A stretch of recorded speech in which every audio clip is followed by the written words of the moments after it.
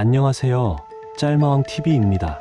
오늘은 영화 1987 실존 인물 탐구 1편 박처원 치안감에 대해 이야기해보려 합니다. 먼저 이 영화는 한국 현대사의 중요한 전환점이 된 1987년을 배경으로 하고 있습니다. 1987년은 한국 민주화 운동의 절정기였습니다.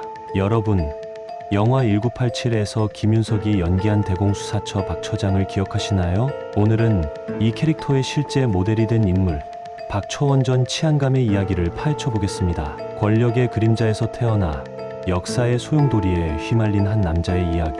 박처원, 그는 누구인가? 박처원은 1927년 평안남도 진남포에서 태어났습니다. 그는 1947년 20살의 나이로 혈혈단신 월남했다고 주장하지만 그의 과거에 대해서는 확실치 않은 부분이 많습니다.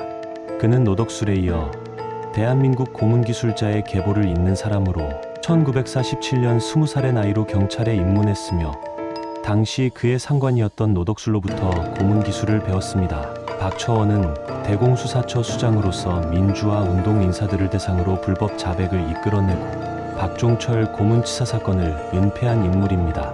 1950년대 초 종로경찰서에서 시작된 경찰 인생.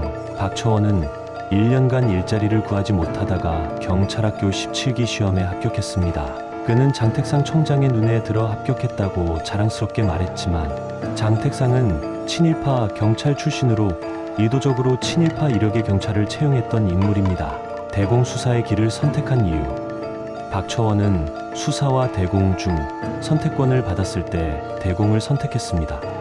그 이유는 단순했습니다. 당시 대공 쪽이 승진이 더 빨랐기 때문입니다. 6개월 만에 승진.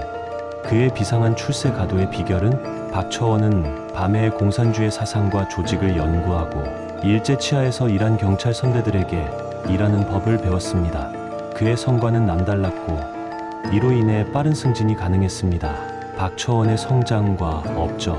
남로당 분쇄 작전의 주역. 박처원은 남로당을 분쇄하는 중책을 맡았습니다. 그는 남로당 중앙당 본부를 여러 차례 급습하며 수장 김삼룡을 쫓았습니다. 1950년 남산 대공분실에서의 활약. 1950년 남산에 대공분실이 생기며 남로당 분쇄 작전이 본격화되었습니다. 박처원은 이곳에서 주요한 역할을 수행했습니다. 김삼룡 수장 체포 작전. 그 뒤에 숨겨진 이야기. 박처원은 김삼룡을 여러 차례 놓쳤지만 결국 종로사가에서 피를 흘리며 쓰러진 김삼룡을 체포하는 데 성공했습니다. 이 공로로 박처원의 승진 가도가 본격적으로 시작되었습니다. 1987년 운명의 날. 23살 청년의 죽음. 박종철 고문치사 사건. 1987년 1월 14일 23살의 서울대 학생 박종철이 남영동 대공분실에서 고문을 받다 사망하는 사건이 발생했습니다. 사건의 총책임자로 지목된 박처원. 박처원은 이 사건의 총책임자로 지목되었습니다. 그는 사건을 은폐하려 했으나 실패했습니다.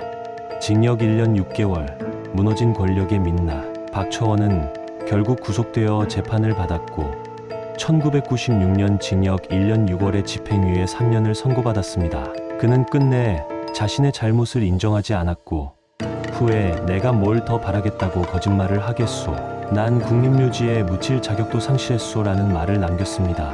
박처원의 이야기는 권력의 남용과 그에 따른 비극적 결과를 보여주는 한국 현대사의 한 단면입니다. 그의 행적은 우리에게 중요한 교훈을 남깁니다.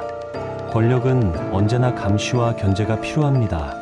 박처원과 같은 인물들의 존재는 민주주의의 가치와 인권의 중요성을 다시 한번 일깨워줍니다. 그의 이야기를 통해 우리는 과거의 잘못을 되풀이하지 않기 위해 끊임없이 경계하고 노력해야 함을 깨닫습니다. 오늘날 우리가 누리는 자유와 권리는 수많은 희생과 투쟁의 결과입니다. 박처원의 사례는 그 과정에서 우리가 극복해야 했던 어두운 역사의 한 페이지를 보여줍니다. 이를 기억하고 교훈 삼아 우리는 더 나은 미래를 향해 나아가야 할 것입니다.